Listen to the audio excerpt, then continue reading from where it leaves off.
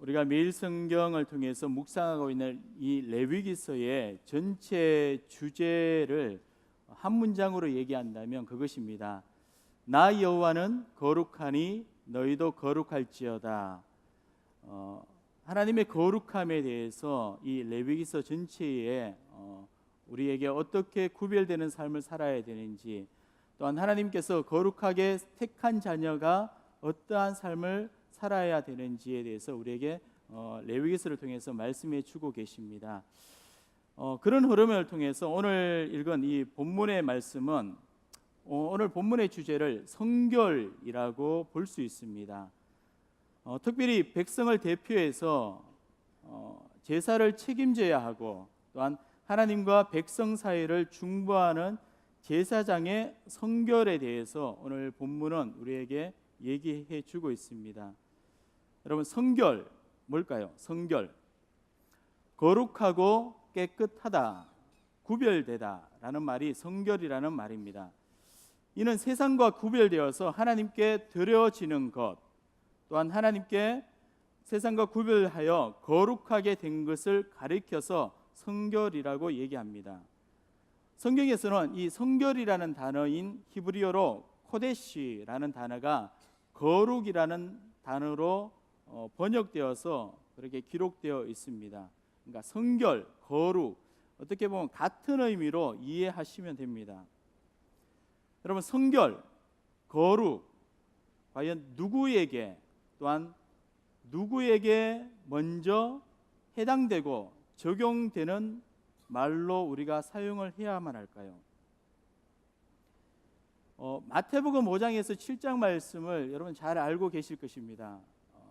산상수훈, 산상설교라고 얘기합니다. 예수님께서 산 위에서 구약의 이 율법들을 재해석하시면서 복음의 진리를 선포하신 예수님의 설교 내용이 기록이 되어 있기 때문에 마태복음 5장에서 7장까지 내용을 산상수훈, 산상설교라고 우리는 흔히 이야기를 합니다. 그 내용 중에 마태복음 7장 1절에서 5절 말씀을 잠깐 소개해 드리면, 비판을 받지 아니하려거든 비판하지 말라. 너희가 비판하는 그 비판으로 너희가 헤아리는 그 헤아림으로 도리어 너희가 비판과 헤아림을 받을 것이니라 말씀하고 계십니다.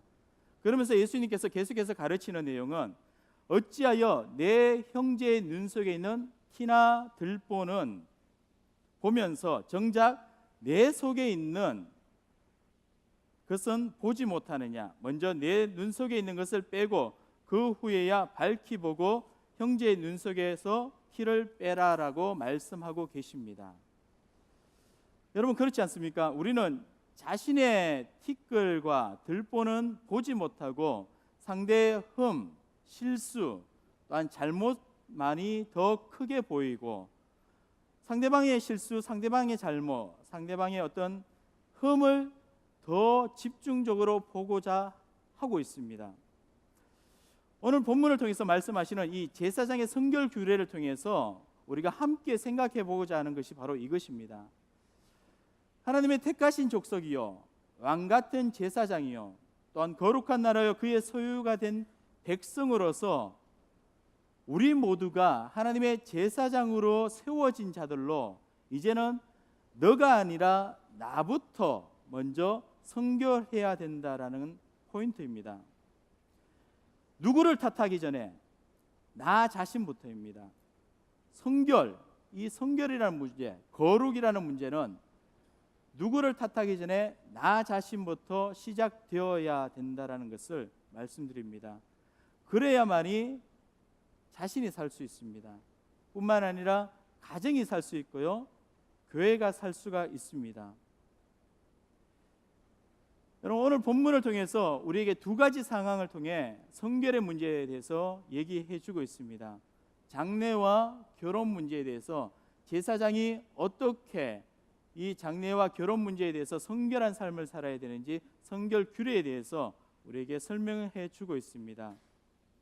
이 성결 규례를 얘기하면서 일반 제사장보다 더 심한 어떤 제약이나 규례를 두고 있는 것이 대제사장입니다. 두 가지, 장례와 결혼의 문제에 대해서 첫 번째 우리가 같이 생각해 보아야 될 것은요, 장례에 대해서 과연 어떻게 하나님께서 명령하고 계시는지, 장례에 대한 제사장의 성결 규례입니다. 1절 말씀을 한번 보시면요, 여호와께서 모세에게 이르시되 아론의 자손 제사장들에게 말하여 이르라. 그의 백성 중에서 죽은 자를 만짐으로 말미암아 스스로를 더럽히지 말려니와, 죽은 자를 만짐으로 말미암아 스스로 더럽히지 말라. 장례에 대해서 가족의 죽은 자를 만지지 말라, 그것으로 인해서 더럽히지 말라, 성결하라, 거룩하라 얘기합니다. 그런데 단 가족의 시신을 만지는 것은 허용하고 있습니다. 이유에 보시면요, 일반 제사장은 장례가 일어났을 때에 가족의 시신을 만지는 것은 허용하고 있지만은 이후에 11절 말씀에 가보시면요, 대제사장은 부모의 장례마저도 참석이 허용되지 않음을 우리는 볼 수가 있습니다.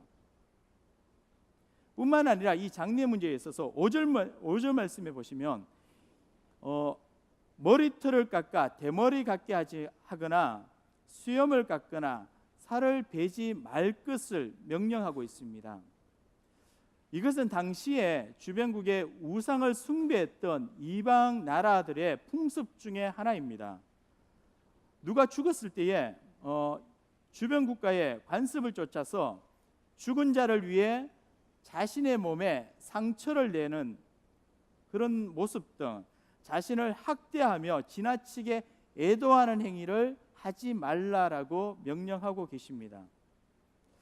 왜 하나님께서 제사장들에게 이 장례 문제에 있어서 일반 제사장은 가족의 시신을 만지는 것까지는 허용하지만은 시신을 만짐으로 말미암아 부정하게 되는 이것을 금지하고 있고, 대제사장은 또한 부모의 장례까지 참석하는 것을 금하는 것, 허용하지 않는 그런 말씀을 하셨을까요?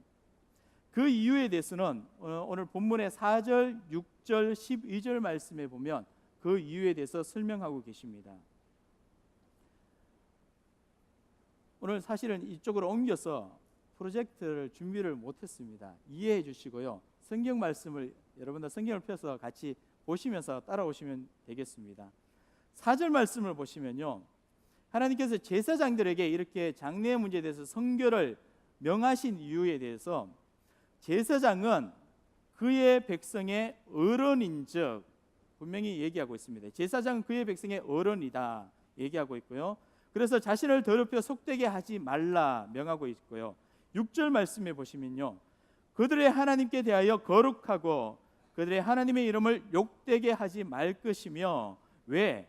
그들은 여호와의 화제 곧 그들의 하나님의 음식을 드리는 자이기 때문에, 백성을 대표해서 제사를 드리는 자이기 때문에 거룩하라, 성별하라 말씀하고 계십니다. 12절 말씀에 보시면요, 특별히 대제사장을 향해서 그 성소에서 나오지 말며 그의 하나님의 성소를 속되게 하지 말라. 성소에서, 지성소에서 하나님의 언약궤를 지키는 자이기 때문에 특별히 대제사장에게는 이 구약의 율법에 있어서 시신은 부정하다, 시신을 만지는 것에 대해서 굉장히 부정한 의미로 언급이 많이 되어 있습니다, 레위기에서. 그래서 특별히 대제사장은 하나님을 가까이 섬기는 자이기 때문에 부모의 장례에 참석하는 것까지 허용하지 않고 있습니다. 여러분, 제사장의 성결, 거룩은 바로 백성을 대표해서 하나님께 제사를 드리는데 밀접하게 영향을 미치고 있기 때문에 하나님께서 성별할 것을, 거룩할 것을 명하고 있습니다. 뿐만 아니라 백성의 어른으로서 백성들에게 거룩하게 하고 백성들을 거룩하게 하고 백성들에게 거룩한 삶을 가르쳐야 되는 자이기 때문에 특별히 하나님께서 이 제사장들의 성별, 거룩을 명령하고 또한 엄격하게 다루고 있습니다. 이방의 간섭을 쫓지 말라. 바로 이방의 간섭을 쫓는다는 것은 결국에는 그들이 하나님을 인정하지 않는 모습일 뿐만 아니라 하나님의 이름을 욕되게 할 것이기 때문에 이방의 간섭을 쫓아서 머리를 깎지 말고 살을 베지 말라. 죽은 자를 너무 애도함으로 말미암아 자신의 몸을 학대하거나 지나치게 애도하지 말 것을 명령하고 계십니다. 여러분, 하나님께서 택한 자는, 특별히 지도자는 하나님께 온 마음을 집중해야 하는 자입니다. 왜 그렇겠습니까? 리더 한 사람이 그가 속한 공동체에 미치는 영향이 너무나 크기 때문입니다. 리더, 지도자의 타락은 공동체가 넘어질 수 있는, 공동체의 타락의 지름길이 될 수가 있습니다. 리더가 어떤 모습으로 세워져 있느냐에 따라서, 또한 어떤 모습으로 공동체를 이끌어 가느냐에 따라서 그 공동체가 걸어가는 방향이 결정되어질 수가 있습니다. 그렇기에 리더의 성결의 문제, 리더의 거룩의 문제는 정말 중요합니다. 여러분, 가정의 어떤 대표자인, 가정의 중심인 아버지나 어머니의 역할이 중요하다는 것을 다 인정하실 것입니다. 가정을 이끌어가는 이 아버지나 어머니 한 사람이 무너지면 결국에는 그 가정이 끝장나는 것을 볼 수 있습니다. 교회도 동일합니다. 교회 공동체에서도 교회의 리더가 정말 중요합니다. 여러분, 셀 모임에서도, 아니면 여러분이 속해져 있는 사회나 여러분이 속해져 있는 성경그룹 모임에 있어서도 지도자가 무너지면, 리더가 무너지면 결국에는 그 모임이 흔들리게 되고요, 갈라지는 것을 보게 됩니다. 그래서 악한 자들은 어떻게 하면 이 리더만 집중적으로 무너뜨릴까, 그렇게 대적하고 접근해 오고 있습니다. 많은 이단들이 교회를 넘어뜨리게 하기 위해서, 교회를 무너뜨리게 하기 위해서 들어와서 누구를 공격하는가 하면요, 리더를 공격합니다. 지도자를 공격합니다. 그러므로 리더로 세워진 자는, 지도자로 세워진 자들은 성결해야 하며 절대 두 마음을 품어서는 안 됩니다. 우리는 모두 세상을 향해서 리더로 세워진 하나님의 일꾼들입니다. 우리 모두는 바로 하나님께서 이 세상을 향해서 지도자로, 리더로 보냄을 받은 자들입니다. 그렇다면 우리 마음에 어떤 마음을 품어야 될까요? 우리의 마음을 하나님께 집중해야만 합니다. 하나님께 전심전력하여서 성결한 모습으로, 거룩한 모습으로 세워져야만 합니다. 여호수아가 하나님의 명령대로 약속의 땅 가나안 땅을 다 정복한 이후에 그의 마지막 순간에 이스라엘 백성들에게 유언으로 남긴 말이 이것입니다. 여호수아 24장 말씀을 보시면요, 15절 말씀에 만일 여호와를 섬기는 것이 너희에게 좋지 않게 보이거든 너희 조상들이 강 저쪽에서 섬기던 신들이든지 또는 너희가 거주하는 땅에 있는 아모리 족속의 신들이든지 너희가 섬길 자를 오늘 택하라. 오직 나와 내 집은 여호와를 섬기겠노라. 너희 섬길 자를 너희는 택하라. 오직 나와 내 집은 여호와를 섬기겠노라. 여러분, 여호수아의 이 외침이 이스라엘 백성들 뿐이겠습니까? 바로 오늘 저와 여러분들을 향한 하나님의 말씀입니다. 세상 속에서 구별되어 하나님의 거룩한 백성으로 살아가야 되는 자들, 세상을 향해서 하나님께서 리더로 파송된 저와 여러분들입니다. 우리의 선택 어떠시겠습니까? 우리에게 주어진 상황 속에서, 우리에게 주어진 환경 속에서 여러분 이렇게 담대하게, 당당하게 외칠 수 있으시겠습니까? 오직 나와 네 집은 여호와를 섬기겠노라. 사랑하는 성도 여러분, 하나님께서 그의 거룩하심으로 우리를 예수 그리스도의 십자가의 은혜로 구속하셔서 거룩한 백성, 성도라 삼아 주셨습니다. 이 사실이 왜 중요한가 하면요, 이 사실은 바로 하나님과 백성의 중보 역할을 하며 백성을 대표해서 하나님께 제사를 드리는 제사장의 실체가 되신 예수 그리스도께서 십자가 위에서 우리에게 주어지는 모든 이 율법의 요구와 선지자의 요구들을 예수님이 친히 완성시켜 주시고 온전케 해 주셨습니다.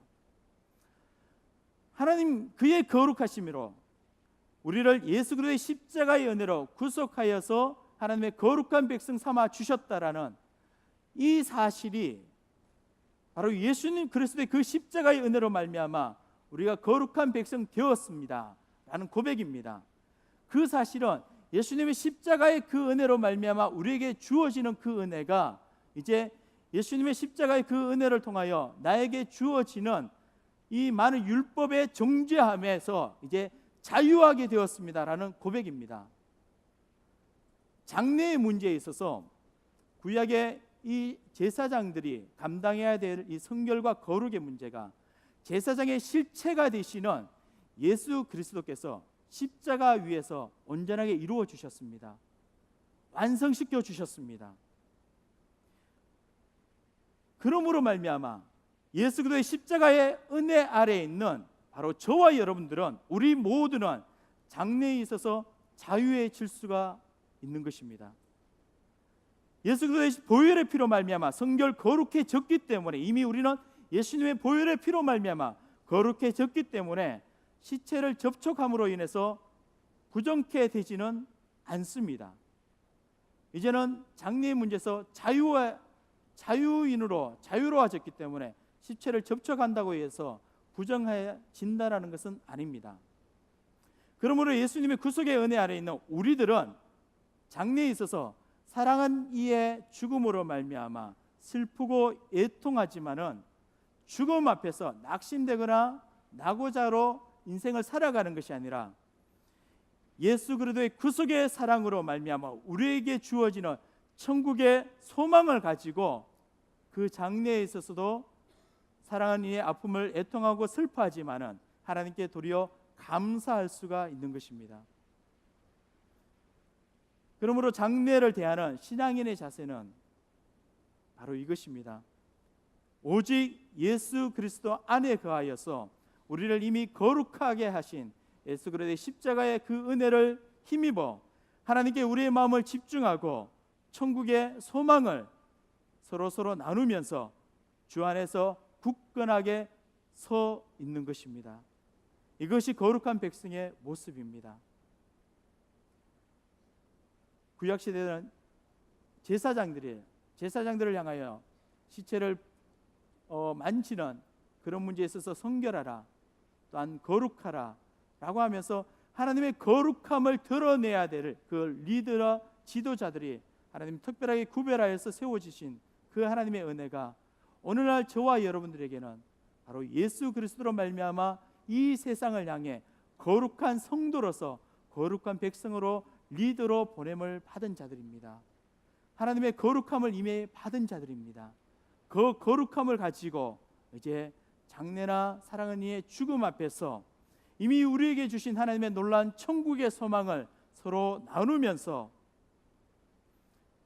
사랑하는 이의 아픔, 사랑하는 이의 그 죽음 앞에 그것을 만진다고 부정케 된다라는 그러한 어떤 율법의 제약에서 해방되어 자유하게 되어지시기를 바랍니다.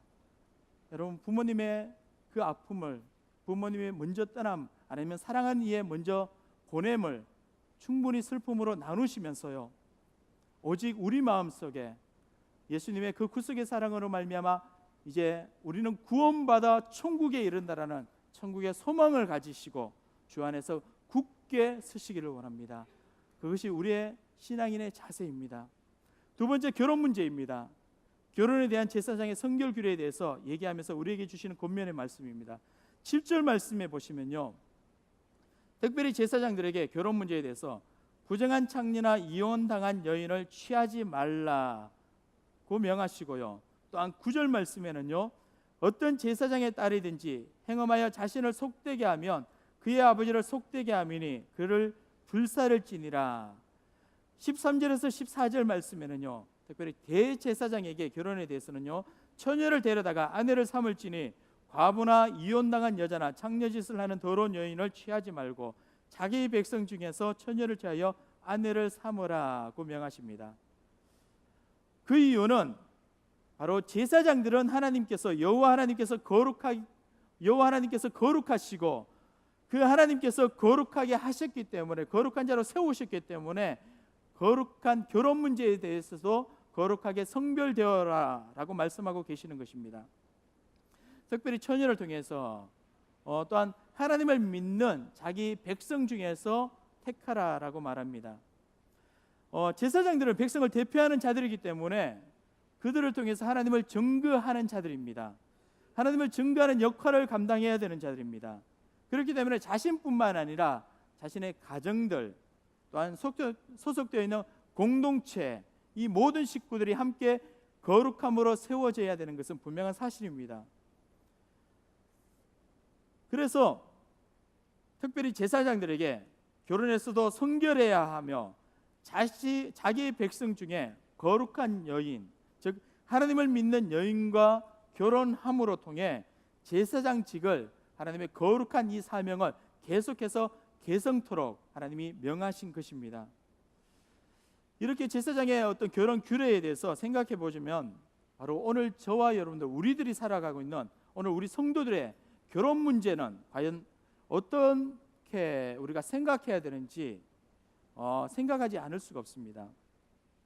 여러분, 성도에게 있어서 결혼 문제는 정말 중요한 문제 중에 하나입니다. 그래서 어떤 분들은 이 고린도전서 6장 말씀을 인용해서 이렇게 얘기합니다. 고린도전서 6장 말씀, 고린도후서 6장 14절 말씀에 믿지 아니하는 자와 멍에를 함께 매지 말라고 명했다고 하면서 믿지 아니하는 자와 결혼 문제에 대해서 심각하게 얘기하는 자들도 있습니다. 그런가 하면 어떤 분들은 하나님께서 우리에게 주신 사명은 복음을 전하라고 하신 사명이다 얘기하면서 결혼을 선교의 한 방편으로 생각해서 결혼 대상자를 전도하면 되지 않느냐라고 얘기하시는 분도 계십니다. 불신자와 결혼하는 문제에 대해서 찬성이냐 반대이냐, 솔직히 저도 정답을 줄 수가 없습니다.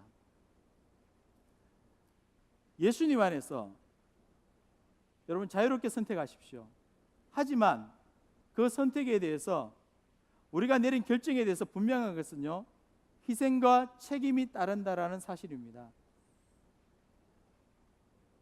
구약시대 때는 하나님께서 하나님을 직접적으로 대면하고 하나님이 살아계심을 그 백성들에게 선포하고 드러내야 되기 때문에 특별히 제사장과 모든 이스라엘 백성들에게 하나님이 시청각 교육으로 직접적으로 지시하셨습니다. 그래야만이 하나님이 참신이시고 살아계심을 백성들이 알기 때문에, 그래서 결혼 문제에 대해서도 특별하게 성별하게 백성 중에서, 자기 백성 중에서 결혼할 것을 명하십니다.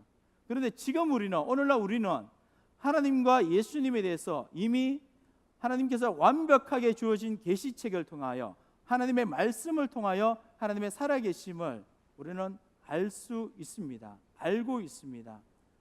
이미 예수 그리스도의 그 십자가의 사랑으로 말미암아 거룩하게 되었고 정죄하면서 자유하게 되었고 이제 우리는 자유하게 되었습니다. 하나님의 주권 아래서 종속된 자유의지를 갖고 있는 자들이 바로 저와 여러분들입니다. 결혼, 하나님께서 우리에게 주신 은혜이고요, 우리가 선택할 수가 있습니다. 하지만 그 결정에 대해서 희생과 책임이 분명히 따를 수 있다라는 사실입니다. 하지만 분명한 사실은요, 우리에게 하나님께서 이 예수 그리스도의 은혜 아래 있는 우리에게도 분명하게 말씀하고 계시는 것은요, 이것입니다. 예수 그리스도의 구속의 사랑으로 거룩함을 입은 은혜 아래 있는 자들이기 때문에 이성 안에서 결혼은 우리의 자유로운 선택 안에 놓여 있지만은 이성이 아닌 동성끼리의 결혼이나 동물과의 결합은 이 은혜의 법 아래에 있는 우리에게 있어서도 분명하게 죄라고 말씀하고 계십니다. 고린도전서 또한 신약 성경에 하나님의 말씀을 통해서 우리에게 말씀하고 계십니다. 그러므로 결혼에 대해서 우리가 취해야 될 자세는 하나님의 거룩한 백성으로 하나님의 거룩함을 드러내기에 합당하게 행하면 되는 것입니다. 여러분, 모든 것이 이 레위기를 통해서 우리에게 말씀하고 계시는 하나님의 말씀이 그것입니다. 나 여호와는 거룩하니 너희도 거룩할지어다. 우리가 무엇을 하든지 어떤 삶을 사든지 우리에게 말씀하고 계시지 않습니까? 먹든지 마시든지 무엇을 하든지 다 하나님의 영광을 위하여 하라. 하나님이 거룩하고 그 하나님의 거룩하심으로 말미암아 예수 그리스도의 그 구속의 사랑으로 우리를 거룩한 백성, 성도라 칭해 주셨고 하나님이 택한 자녀로 삼아 주셨고 이제 세상을 향하여 왕같은 제사장으로 리더로 보냄 받은 자이기 때문에 우리의 모든 순간, 우리의 모든 삶, 먹든지 마시든지 무엇을 하든지 다 하나님의 거룩함을 드러내기에 합당하게 살아가는 것, 그것이 오늘날 저와 여러분들 은혜 아래 살아가는 우리의 모습들이고 바른 신앙인의 자세입니다. 장례, 성결의 문제, 결혼, 성결의 문제, 바로 하나님의 거룩함을 드러내기에 합당한 모습은 어떤 모습일까? 여러분 하나님 앞에서 생각하면서 살아가시기를 원합니다. 말씀을 정리하면서요, 생틱쥐베리, 발음이 힘드네요. 생틱쥐베리의 어린 왕자라는 책이 있습니다. 그 내용에 보시면 이런 글이 있습니다. 배를 만들고 싶으면 나무와 연장을 주기 전에 먼저 바다에 대한 동경을 심어주라. 어떤 말인가 하면요, 만약에 배를 만들고 싶다면 사람에게 나무를 구해 오라고 하지 말고 그들에게 바다에 대한 끝없는 동경을 품게 하라. 그것입니다. 여러분 성결, 거룩한 삶의 문제도 저는 동일하다고 생각합니다. 어떤 삶이 거룩한 삶이다, 이렇게 살아라, 저렇게 살아라, 율법적인 규칙들, 규례들을 강조하기에 앞서서 먼저 우리가 누구인지, 왜 우리가 거룩한 삶을 살아야 되는지 그것을 아는 것이 먼저 우선이 된다면 삶은 자연스럽게 따라오게 되어 있습니다. 여러분 바다에 대한 끝없는 동경이 결국에는 배를 만들고 싶다는 도전이 생기게 되어 있습니다. 거룩하신 하나님께 대한 끝없는 사모함, 거룩하신 하나님만 바라보는 끝없는 시선들, 거룩하신 하나님의 조건 없는 사랑으로 예수 그리스도 안에서 구속함을 받은 거룩한 백성된 나 자신을 인정하고 확신하는 것, 확인하는 것, 이 사실을 확신하고 분명히 알고 있기 때문에 우리는 오늘도 거룩한 삶을 살아가야 되는 분명한 이유가 있고요, 오늘도 저와 여러분들은 세상에서 구별되어 거룩한 백성으로 살아갈 수가 있습니다. 사랑하는 성도 여러분, 무엇이 우선해야 되는지 우리의 자녀들을 가르칠 때도요, 그것입니다. 이것을 해라 저것을 해라 얘기하기 전에 네가 어떤 자인지 우리가 분명히 얘기를 해준다면, 왜 공부를 해야 되는지, 제자훈련을 할 때도요 그런 얘기를 하는데 왜 공부를 해야 되고, 왜 제자훈련을 해야 되고, 왜 사업을 해야 되고, 왜 돈을 벌어야 되는지, 바로 우리가 하나님의 백성이고 하나님의 거룩함을 드러내야 되고 나의 삶을 통하여서 하나님을 증거해야 되기 때문에 나는 믿지 아니하는 자들보다 더 모범이 되어야 되고, 또한 돈을 벌어서 하나님의 거룩함, 하나님의 나라의 확장에 사용되어야 되기 때문에 돈을 봅니다. 또한 내가 제자훈련을 하고 또한 공부를 해야 되는 이유는 내가 더욱더 이 공부를 통해서 하나님을 증거하는 자로 세워져야 되기 때문에 공부를 합니다. 무엇을 생각해야 되고 무엇을 우선순위해야 되는지, 우리가 거룩하신 하나님을, 하나님께 대한 끝없는 사모함, 끝없는 시선들, 거룩하신 하나님으로 말미암아 내가 거룩하게 되었음을 확신하고 그 삶 가운데 살아갈 때에 우리의 삶의 신앙의 삶의 모습에 있어서 세상과 구별되어서 거룩한 삶으로 살아가는 힘이 나오고요, 거룩한 삶을 살아가는 분명한 자세가 나올 줄 확신합니다. 예수 그리스도의 십자가의 은혜로 성결하게 되었습니다. 하나님의 자녀가 되었습니다. 이제 우리의 자랑은, 내 평생 자랑은 오직 주의 십자가밖에 없습니다. 사랑하는 성도 여러분, 십자가의 보혈의 그 능력을 믿고 십자가의 보혈의 능력으로 말미암아 예수 그리스도 안에서 자유하게 되었고, 또한 그 은혜로 말미암아 구속함을 받아서 이제는 은혜의 법 아래 놓여져 있는 나의 삶을 확신하시면서요, 하나님의 세상과 구별되어 거룩한 백성으로 살아가는 저와 여러분들의 모습이 되어지시기를 주의 이름으로 축원드립니다.